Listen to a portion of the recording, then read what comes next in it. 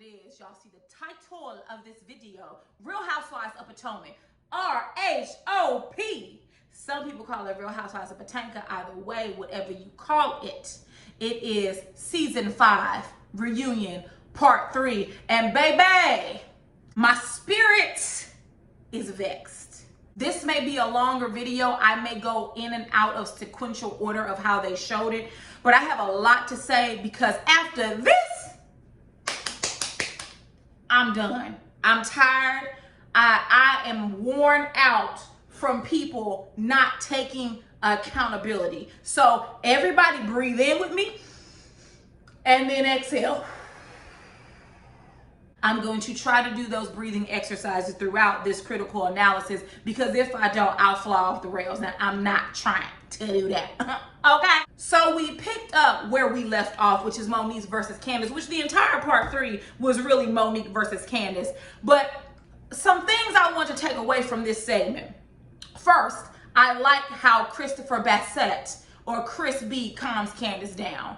Juxtapose that to how Christopher Samuels fans the flames over there with Monique. You know, in part 1, praying to be able to read people down, encouraging her to carry that Lisa Frank 99-cent folder. Skirt! Before we continue, did she bring out the folder any more times or was it just for Jamal? Right? She had all those tabs. So I thought she was going to take things out and read people down, right? We see that didn't make no more appearances. Second point I want to make. Everybody said that they thought legal action was too far, but then Giselle says that she thought that Monique could have had an ankle bracelet. Giselle, if someone has an ankle bracelet, then that means it went through the full course of action in the court system.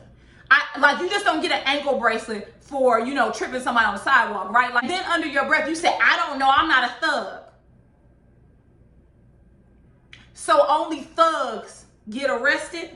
Right, Giselle. See that classism and that colorism peeking through. She should have an ankle bracelet on. You don't even know what you're talking about.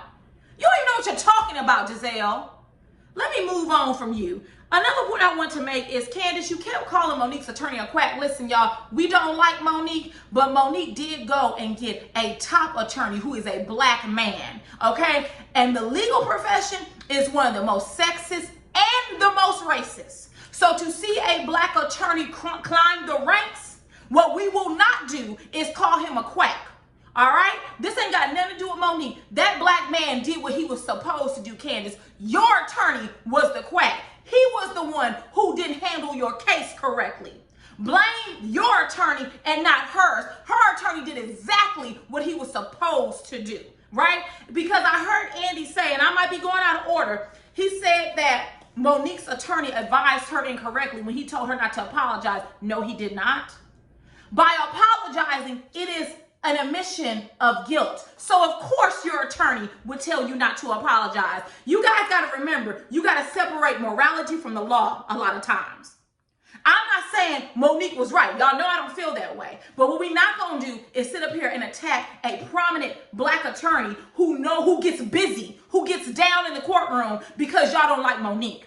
Her attorney was not a quack. Candace, your attorney was a quack. We're not going to call this man crazy. He did exactly what he was supposed to do, letter by letter. I don't know what attorney would have advised Monique not to counter. I'm not sure why your attorney didn't prepare you for that, Candace, but that's on your attorney and not hers. Let's not make this narrative about a black attorney when your attorney advised you incorrectly. I'm just going to leave it there because I didn't like that. We're not going to do that. We're not going to do that. End rant. We're going to move right on. The next point I want to make is about Ashley. Candace mentioned, Andy asked Candace about the Samuels dog walking the Darbys. And Candace said that they have talked about, which we all believe. When Monique tried to refute it, Ashley actually said, I didn't say I didn't believe it. I said that Monique has proven that she's a friend to me. So Ashley knows that the Samuels has talked dirt about her and Michael Darby, okay, the predator. And we don't have to say allegedly, it's on camera. He's a predator. So she knows that. But what did she say? Monique keeps my secrets and she didn't tell my dirty laundry. We ain't got to discuss it. And Bravo, someone needs to put you on notice, because with Monique deciding to leave, the Darbys need to leave too. By having Michael on the show, he is a threat to the safety of the cast and the crew. He has proven that he cannot control himself sexually and that he's a deviant and a predator. And we don't have to say allegedly at this point. He is a sexual deviant and a predator, and you all keep allowing him on the show by way of Ashley. Bravo, you need to make a decision, because I am very uncomfortable as a viewer that you have a man that sexually assaults people on camera, has been accused of it multiple times, and you all say nothing other than hold Ashley to the fire a little bit. Disgusting. Moving on. Monique, I'm going to get into your apology. It was a little too late. We've heard multiple excuses for your poor behavior. We've heard that you went to a predominantly white school and you was teased for being one of the few blacks there. We've heard you went to a predominantly black school and you was teased for talking proper. We've heard that she swiped her hand under your chin. Now your daddy got in your face and poked you in the head, and Candace doing that reminded you of your toxic daddy. What's the next excuse? What's the next excuse? You got bit by a dog growing up, and when Candace said, drag me, her teeth reminded you of a canine husky? Like, what are we talking about here? Come up with multiple excuses for your behavior. Monique, your apology was good, right? On paper. But your actions, as Candace pointed out, has showed us differently. Candace, I'm glad you listed it out. You said that Monique was on Twitter right after the fight, which is true. She was retweeting, liking, and tweeting filth and hatred about Candace. She was wallowing in the glory that she got the better or the best of the fight that she started. She wrote a song called Drag Queens. You all, if you want to know what I think about the song is terrible, and the video with those 2000s, those early 2000s J-Lo's fashions is horrible as well. That's all I got to say. Moving on back to my point. 3, Monique had a cast picture where she scratched Candace's face out. Immature, lack of accountability, mockery, and bullying someone that you violently attack because you're emotionally unstable and you don't practice restraint, Monique. I wouldn't have accepted your apology either, because it's a little too late. And not only is it a little too late, because I'm about to get into you and your friends, Monique.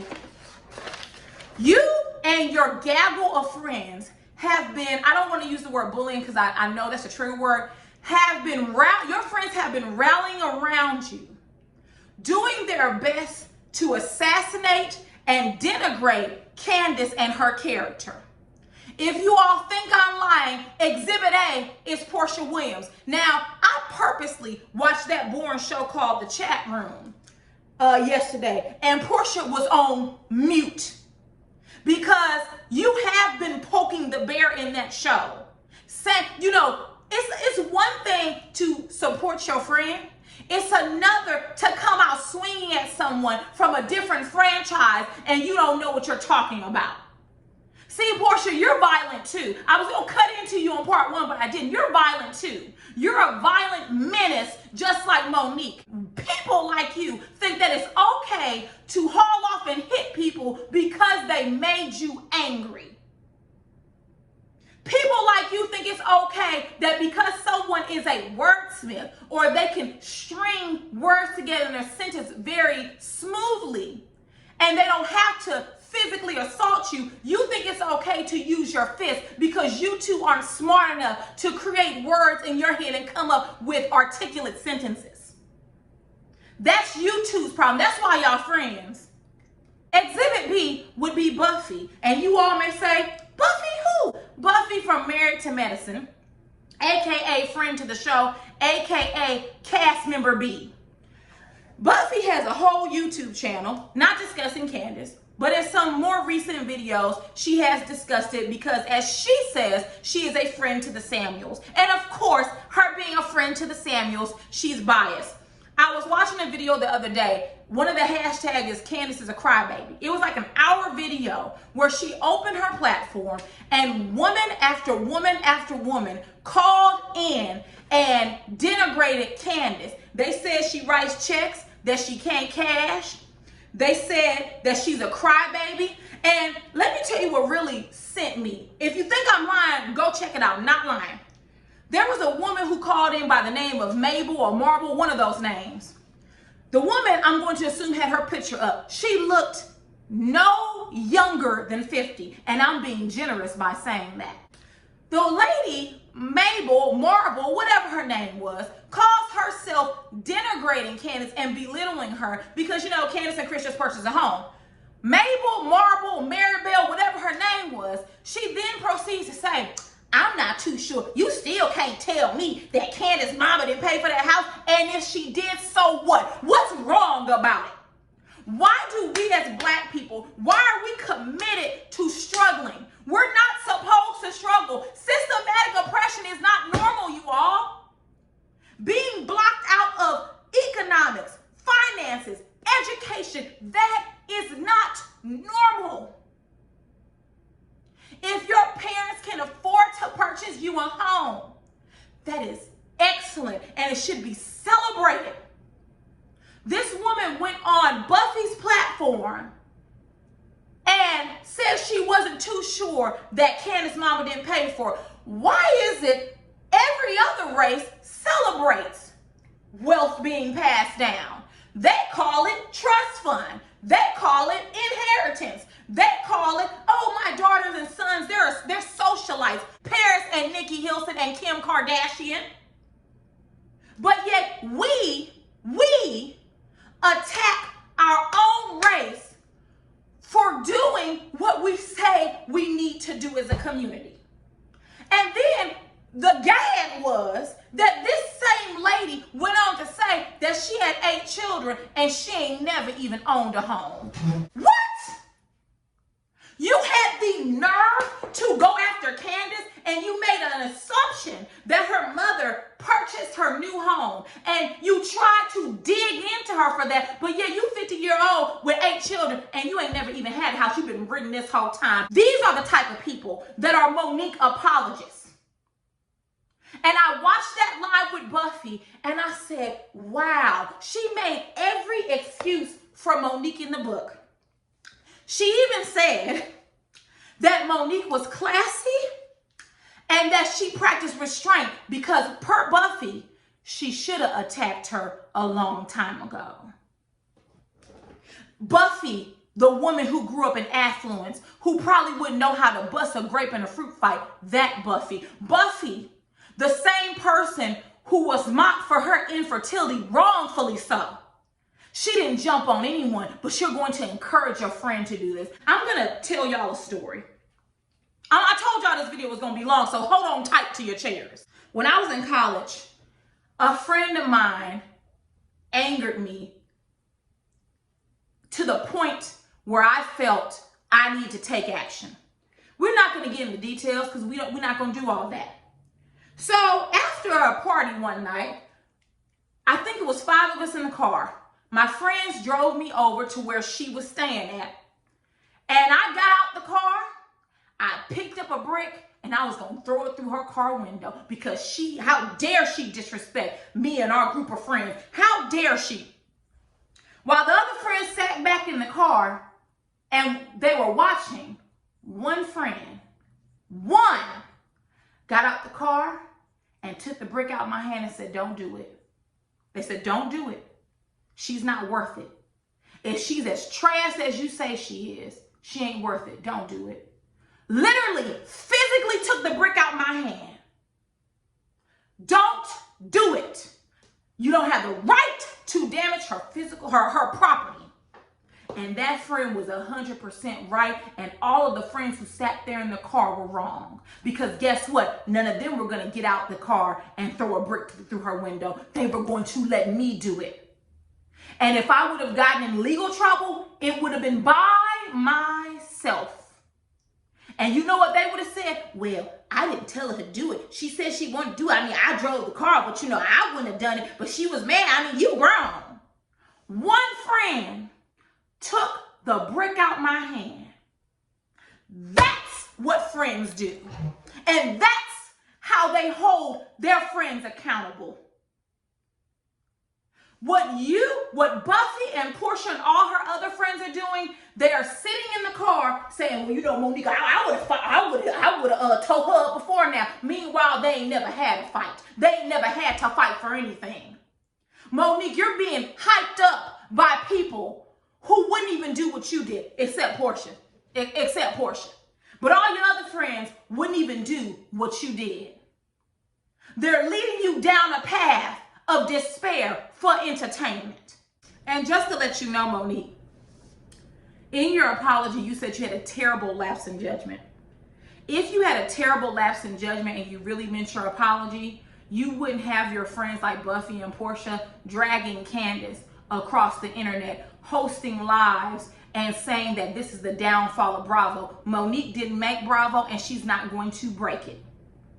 Shall I say it again? Monique didn't make Bravo and she's damn sure is not going to break it. Bravo has showed you, OG or not, if they don't want you here, you gone and they don't need you. I'm going to move on to the Karen and Candace segment, and you all, I'm already taking up too much time, so I'm going to try to condense this. But Karen, first, Candace, I owe you an apology. In several videos, I said that you were wrong, that Karen had your back, and this whole time, we, the audience, had no clue how Karen attempted to get you reprimanded and or terminated. Karen, Candace sent you a text that said, go rot in eternal hell, after two friends had a text conversation that got heated and went left. That is not a threat. She did not threaten bodily harm against you. She did not threaten to attack you. She didn't do it. She said, go rot in eternal hell. And let me tell you what you did, Karen. See, you put your white woman hat on. See, you thought, how dare Candace talk to the grand dame like that? I'm going to show that little girl what I'm made of. So you know what you did, Karen? You took the text, you walked on down to HR, and as you said, you told her boss on her. Yes, you did. And you did it to checkmate her. Because you wanted Candace to know, I don't want you speaking to me that way. So I'm going to feign like I'm a victim and tell them I feel threatened, my life is in danger. How dare you, Karen? How dare you? Karen, you're a liar. You lie about every single thing. You don't stay neutral. You make up lies because what you really want to say, Karen, is that you feel Candace deserved it. You feel that Candace's mouth got her in this predicament and Monique gave her something to think about. That's what you want to say, then say it, Karen. Don't play this game of neutrality and you're not neutral. You're a liar. You pretended to be a victim. You pretended to be scared for your life and concerned for your life. And Karen, I'm putting you on notice. Let this be your last time of saying someone has mental illness. You don't have an undergraduate degree, let alone a doctorate's degree in any subject. You have not been to school by your own admission to diagnose someone. You're not a psychiatrist. You haven't been to medical school. You don't have the right to diagnose someone. You pulled it with Monique. And Monique called you at the reunion. She said, yeah, I didn't appreciate that. Then you put it with Candace. In our contract, it says something about psychological help. So now Candace is crazy because she told you to go rot in eternal hell. Candace, you probably ain't never gonna see this video, but if you do, if you are in arm's length of my voice, Karen is not your friend. She's your co-worker. There's a very important distinction. You were in one of your most vulnerable times on the show. And because you all had a disagreement and you told her to go rot in hell, she ran to your boss to get you in trouble. Candace, if I were you, this is what I would do with Karen. If Karen sent me a text message, I would respond and say, hey, Karen, thank you for texting. Listen, I understand that the last time we had communication, you thought that I was threatening your life. And I would hate to have that incident again because that's not my intent. And I wouldn't want to threaten your life. I have no ill will towards you. So here's what we're going to do. I don't want you to text me except if it's about the show, like call times and things of that nature. Other than that, we're not friends. We're merely co-workers. I'll see you on the next season. I wish you luck. Can't wait to film with you next season. In parentheses, this isn't a threat to attack you. I'm literally saying I can't wait to film with you next season. That's what you do. And when Karen proceeds to call you and text you, you screenshot, you document, and then you take that information to HR and say she is harassing you. You see how that game works, Karen? You see how that game works? And see, Karen, you have not been in the workforce because you have been a kept woman by right, per your own admission. And ain't nothing wrong with it. But see, you haven't had to deal with the racism and sexism that us women who do work have to deal with. You don't see how white women on the job do that to us every day. They pull the Ashley. They instigate drama, and then when you respond assertively and respectively, they run to HR and cry wolf. And that's exactly what you did with Candace. Karen, you feel you the gatekeeper to this Real Housewives of Potomac show, and you're not. You're not. All of y'all want to be Nene Leakes, and y'all can't be Nene Leakes. There's only one. Who do you think you are, Karen? And then you proudly said that you would do it again. I can't believe it. I can't believe it, Karen, because you were my favorite. And I have to say, this has colored my perception of you. I'm not going to say I dislike you, but wait a minute, I see you. We see each other. She feels that Monique was in the right, although she told you she would press charges. See how that works? Ooh, Karen, I'm disgusted with you. Y'all, whoo, I'm trying to hurry this up, y'all. The husbands come on the show. Let me tell y'all something. Chris Samuels was hyped from the gate. He came in ready to spray everybody, right? Baby, not on my husband's watch. I'm telling y'all now, Mr. Contrary is a very calm man. He is literally the yin to my yang, right? He is my calming force. When I am upset, he is calm. When I am worried, he is resolution oriented. But he does not play that, right?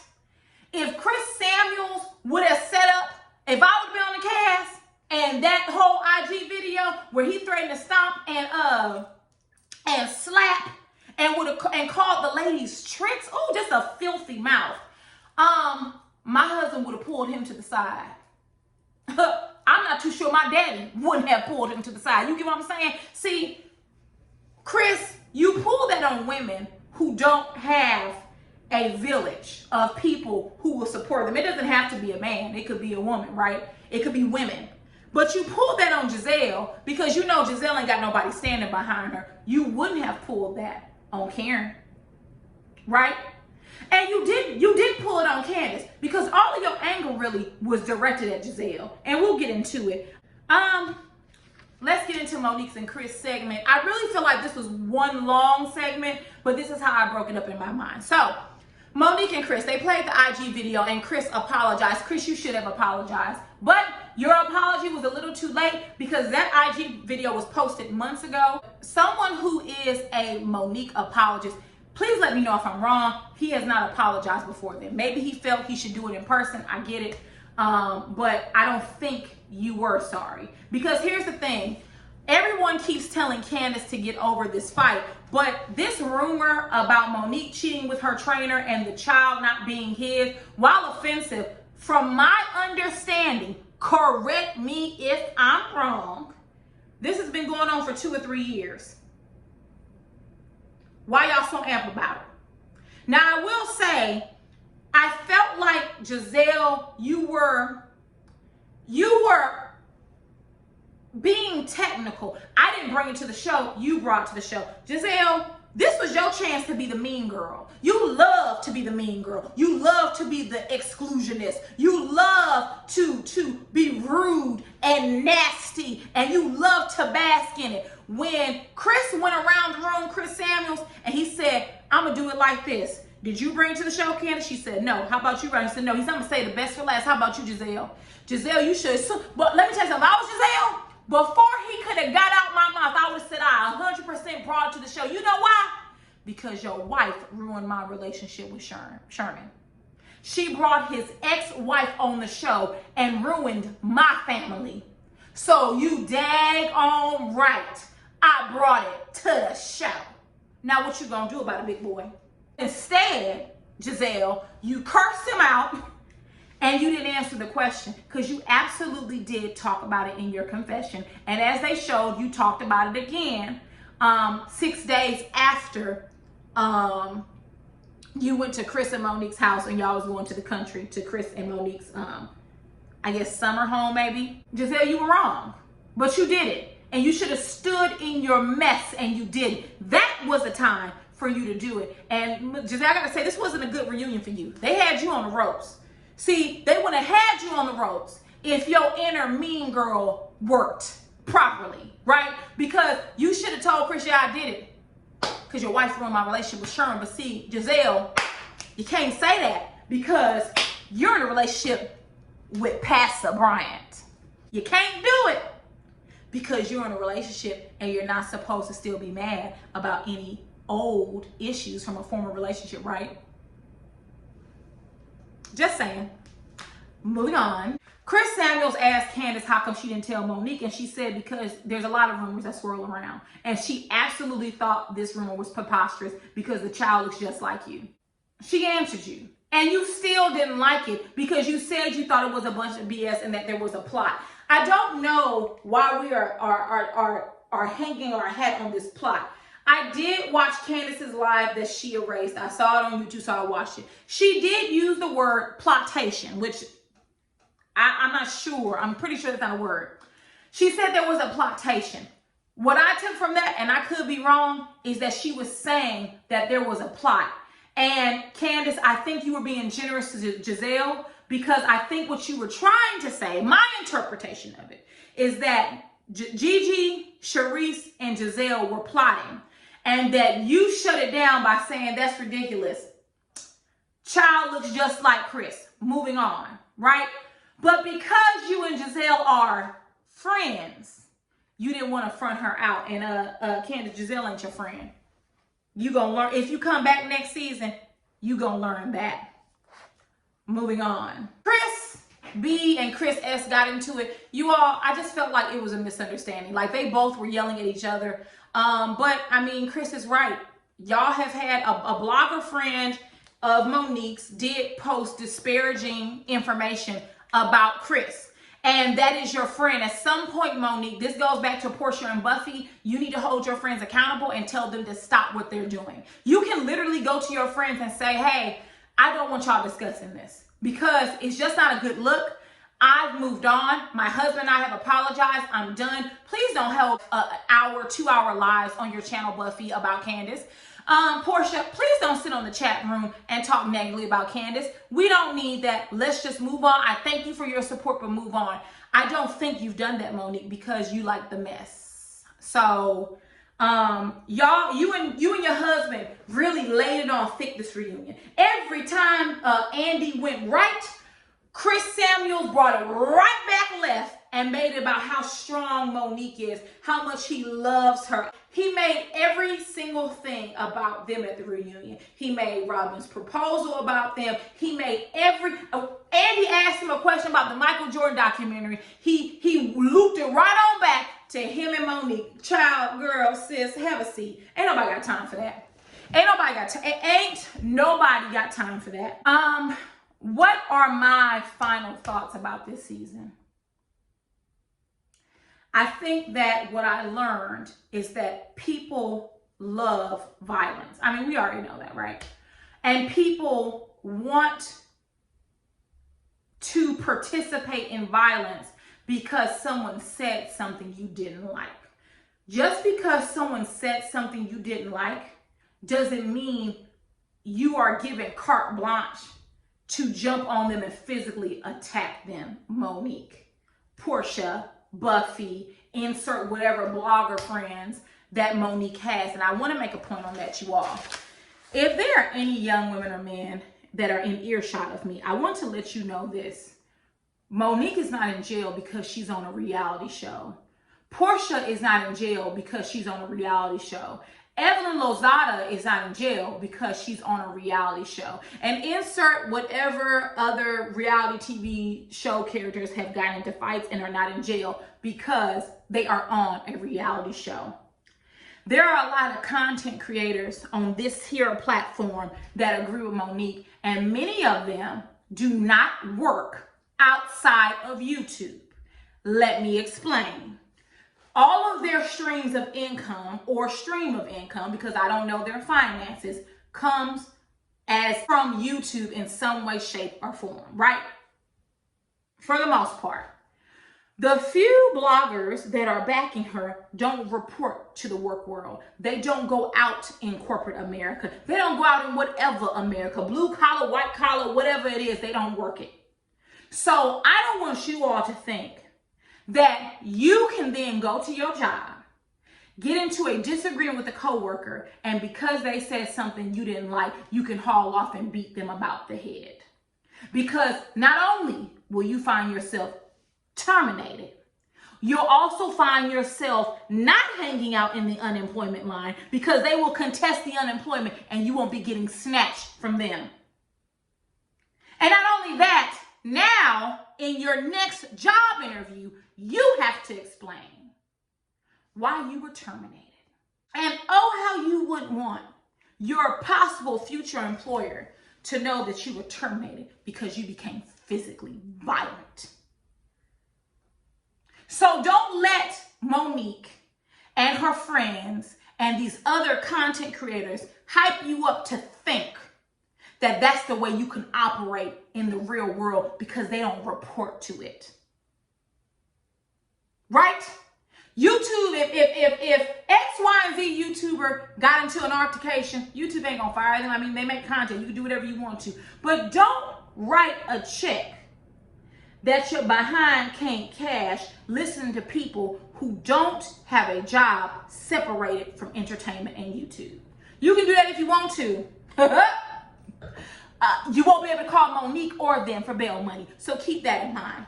My next thought is this. Candace, Karen is your coworker. Do not engage in any type of friendly text messages with her. Remember what she did. You can forgive her, but never forget when you were at one of your most vulnerable moments, she took that and went to your boss to get you in trouble. That's the type of snake that Karen is. While she talking about Wendy slithering, Karen slithered right to HR. She is your co-worker. Final thought. Adults justify beating people because they have not developed the skills to participate in conflict resolution. It is unacceptable to respond violently because you don't like what someone said to you. Because if that's the case, y'all will be tiptoeing in your jobs every day, slapping co-workers, slapping managers, slapping the ice machine. You be mad at everyone, and that's not how the real world works.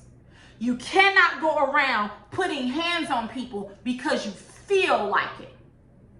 These housewives work in an alternative reality.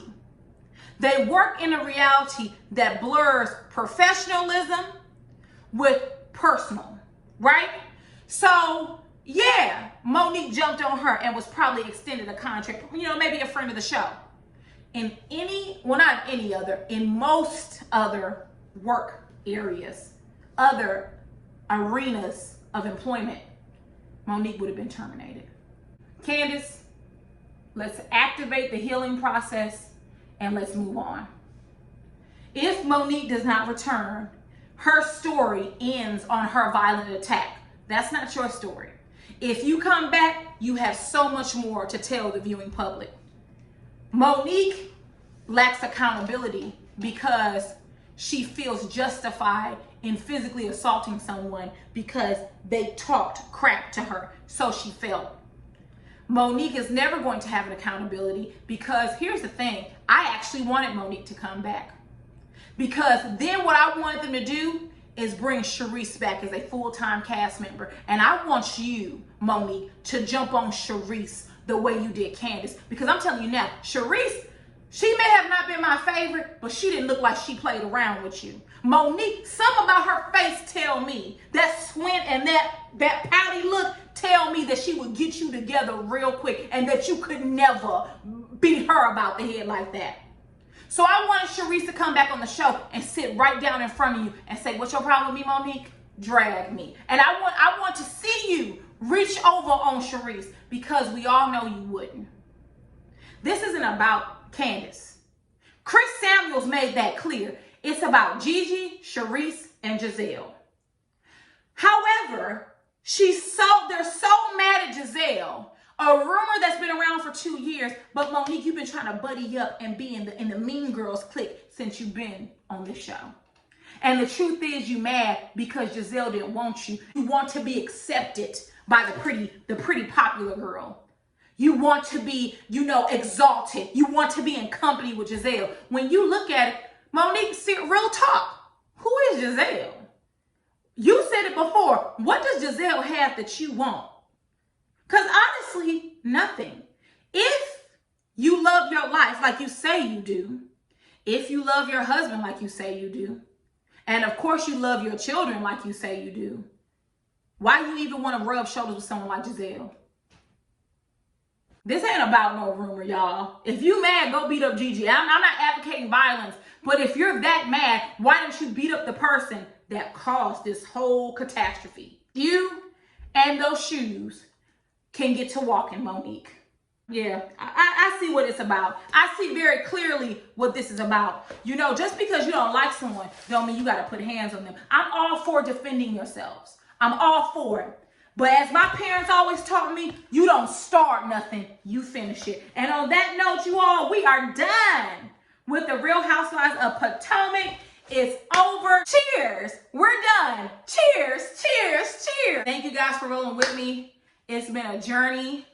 Thank you to all the subscribers that have come my way. I told you I have a lot more to talk about than Real Housewives of Potomac, and I mean that. I have a lot more to talk about than Real Housewives, period. And I'll get more into that at the beginning of the year. We closing out the end of the year. I should have a video up towards the end of the year. It's going to be about hair. I hope you guys had a Merry Christmas. I hope you guys have a happy holidays. I hope you guys have a wonderful new year. Roses are red, violets are blue, right? 2020 we had to hide.